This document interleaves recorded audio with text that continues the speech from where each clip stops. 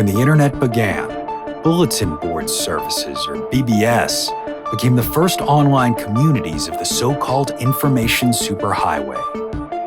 Using their phone lines, people logged in from all over America to talk about sports, games, movies, and on one BBS in particular, share their ghost stories. Over time, those communities all went dark, except for one lone server that continues to operate somewhere in an unknown part of Pennsylvania's Rust Belt. A relic of the 1990s, veiled in mystery, it is a digital archive of humanity's strangest encounters with the unknown, as told by the people who experienced them. My name is Brandon Schexnayder, and you are listening to Fear Daily.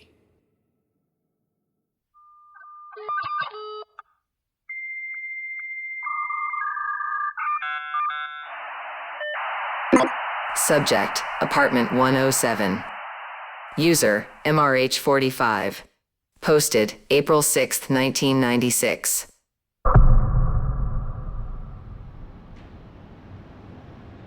Someone moved into the apartment down the hall today, a young couple in their late 20s or early 30s. These days, it's hard for me to tell anyone's age. They either look like children or my parents, and there's no in-between. He's tall and lanky with a map of curly black hair, and she's the opposite, blonde, short, curvy. They've both got that glow of health common to young, beautiful people with active lifestyles. A good thing, too, because living in apartment 107 is a workout. I'd have warned them if I thought it would do any good. A couple times, I almost tried, especially when they were humping a sofa bed down the hall, sweat streaming from their faces like it was made of solid lead. Don't bother with anything heavy, I would have said. You're not going to be in there long. Not that I don't want them to stick around. Lord knows this building could use some fresh faces. It's just that no one can stick it out in apartment 107. Sometimes they die trying.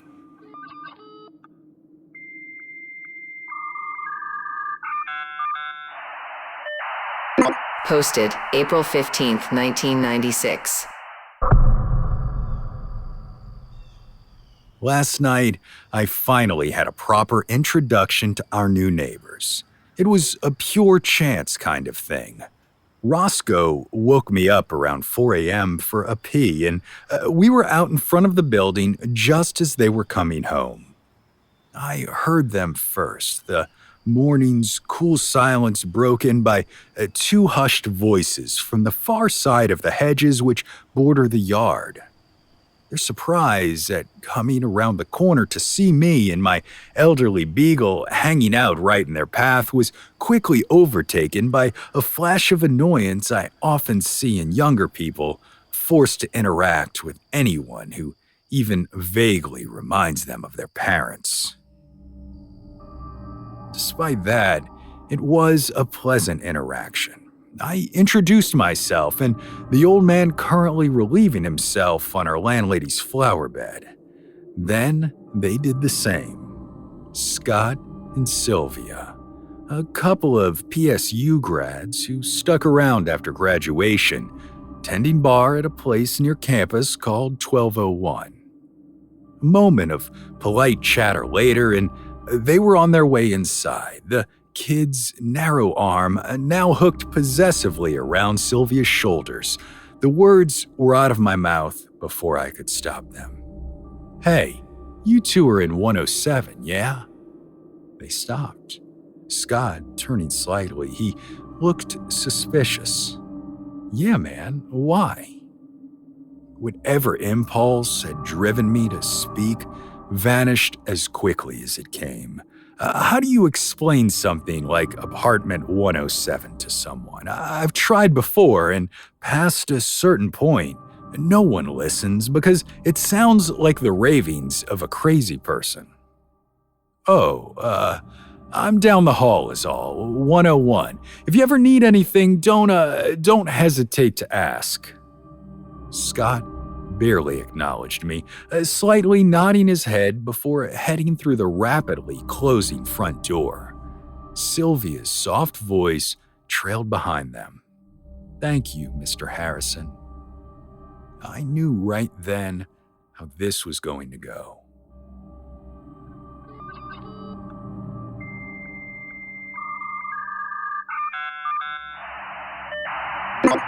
Posted April 19, 1996. Last night, I jolted awake just after 3, hastily shaking off the remnants of a particularly vivid dream. In it, Chris and I were at the Grand Canyon's Alpine North Rim, sitting in deck chairs at the visitor center as before us, a radiant golden red sunset lit the sky. She took my hand and I held her tight. We'd visited there in our 30s when it felt like the whole world belonged to us and time was an infinite resource.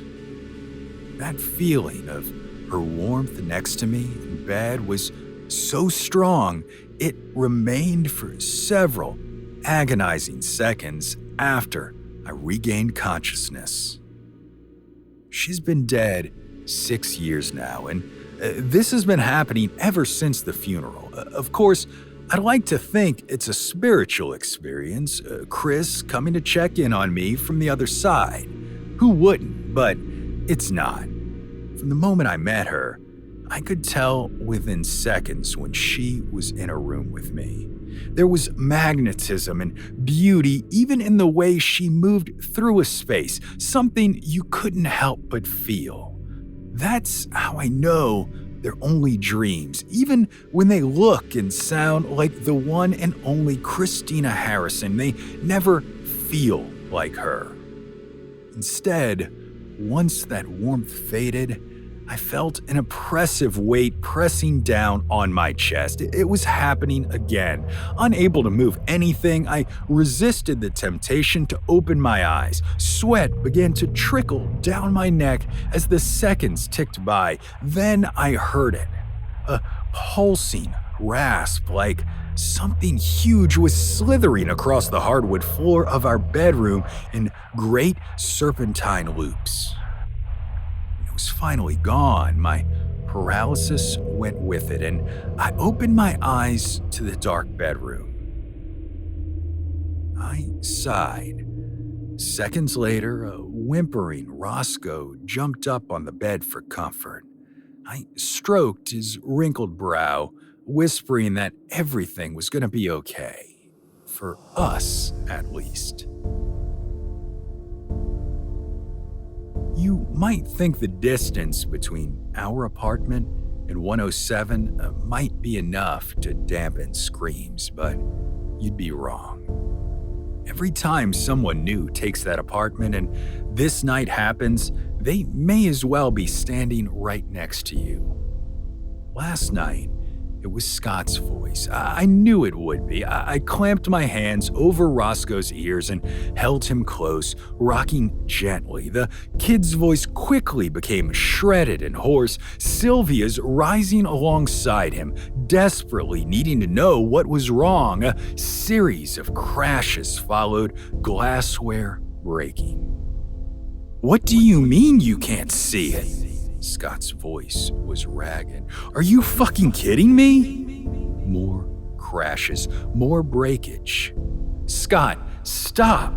Sylvia now, trying to reason with him. There's nothing here. Roscoe let out a sigh, his eyes tired and sad. We'd heard this drama play out over and over. No matter how much the landlord gussied up the apartment with expensive flooring and marble countertops, this is always how it went. Sometimes multiple people see it at one time, but mostly it's one unlucky soul, often the colder, meaner of the two. It doesn't matter what face you present to the world, the thing in apartment 107 knows who you really are. This entire building is its home, and 107 is its nest. It has tormented those who live here as long as we've been in this building, and a good bit longer. If I had to guess, in the end, it always wins. In time, quiet fell over the first floor, save for the distant sound of Sylvia crying. Soon, she was joined by Roscoe's gentle snoring. Another cycle had begun, and there would be much more screaming to come before it ended. Though I've long given up on the idea of God, I said a silent prayer for both of them to leave before the worst of it oozed into their lives, before the thing in apartment 107 burrowed its way into Scott's mind and drove him as mad as everyone else who sees that terrible beast. I hugged Roscoe close as sleep again began to wash over me.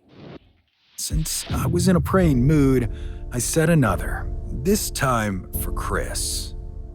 My eyes heavy, I asked her to meet me and our sweet old boy back at the Grand Canyon so the three of us could have one more moment together under that glorious sky.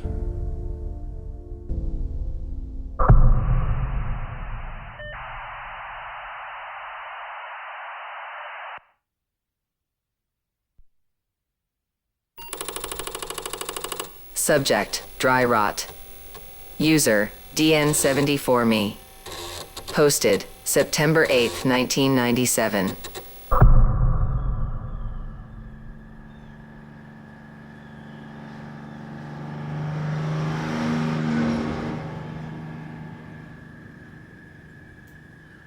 I do inspections for Plaquemines Parish, old houses mostly, sometimes trailers, sometimes the kind of place you know ain't been lived in for years but still smells like breath.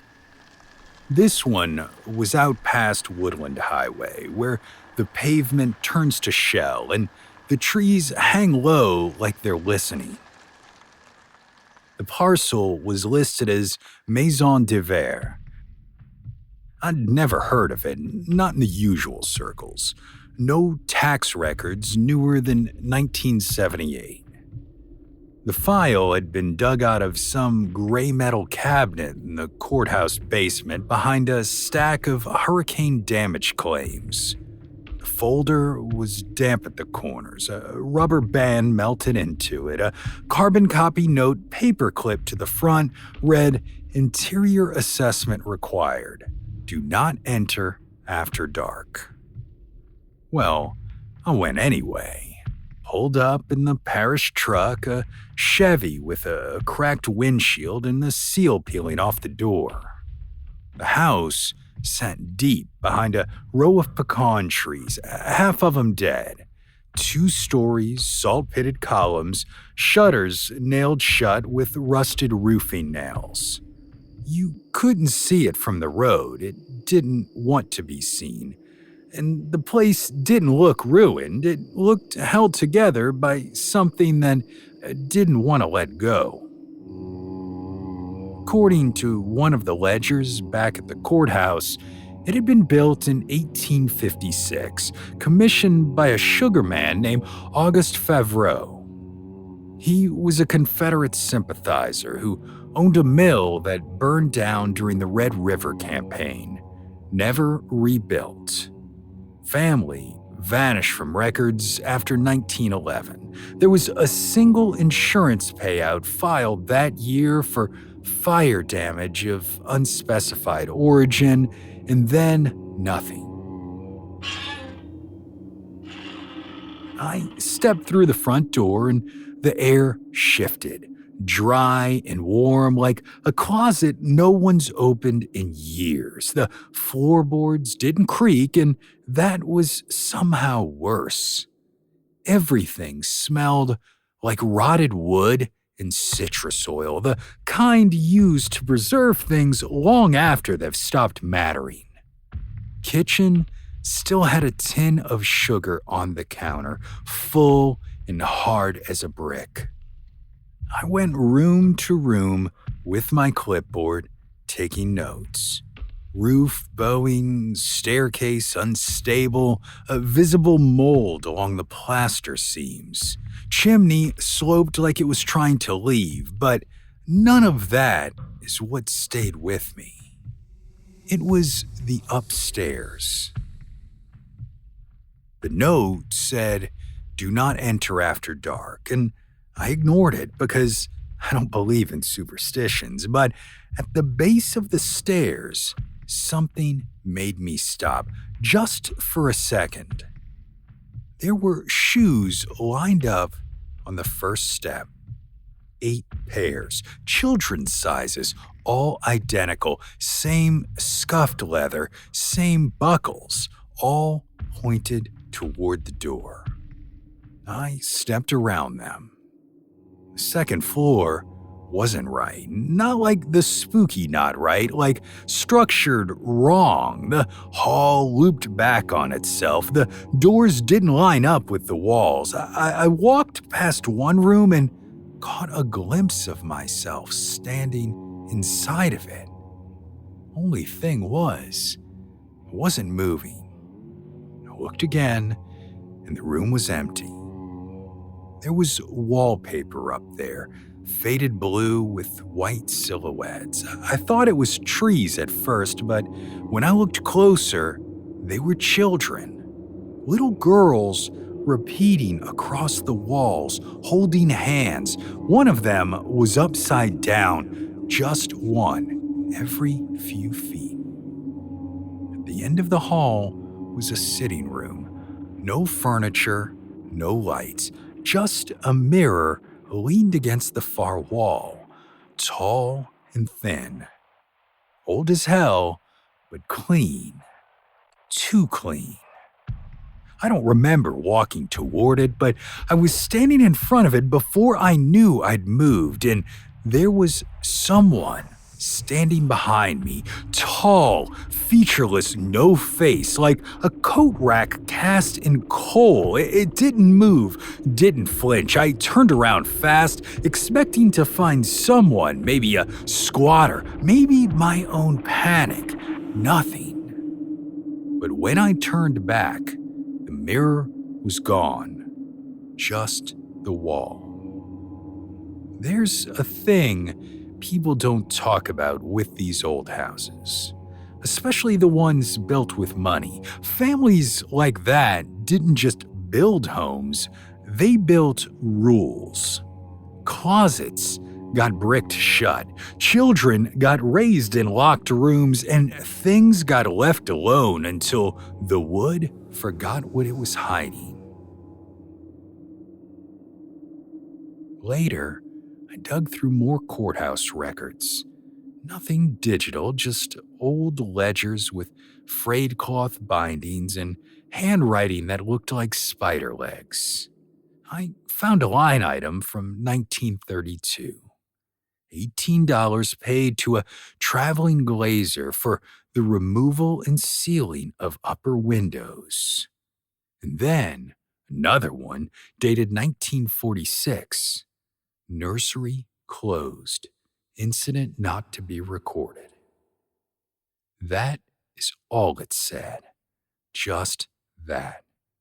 But I swear to you, I saw handprints on the inside of the chimney, 5 of them, child-sized, blackened like soot, but pressed clear as a stamp. One had 6 fingers. That night, I woke up with that smell in my throat again. Orange oil and mildew. My apartment's clean, always has been. I checked every vent, every closet. Nothing there. But the hallway seemed longer than it was. I know what I saw in that mirror. I know the house wasn't empty. I think it still knows the names of the people who live there, and I think it remembers mine now, too.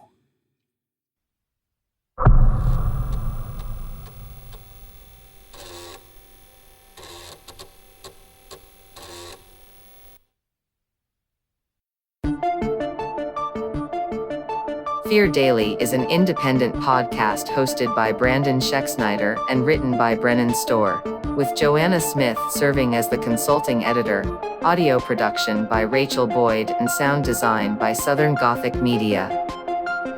This podcast is a work of fiction. Names, characters, places, and incidents are either products of the author's imagination or are used fictitiously. Any resemblance to actual persons, living or dead, or to real events or locations, is entirely coincidental. Ad-free versions of Fear Daily are available now on your favorite podcast apps. For more information, visit feardaily.com. But move fast, before the server goes offline.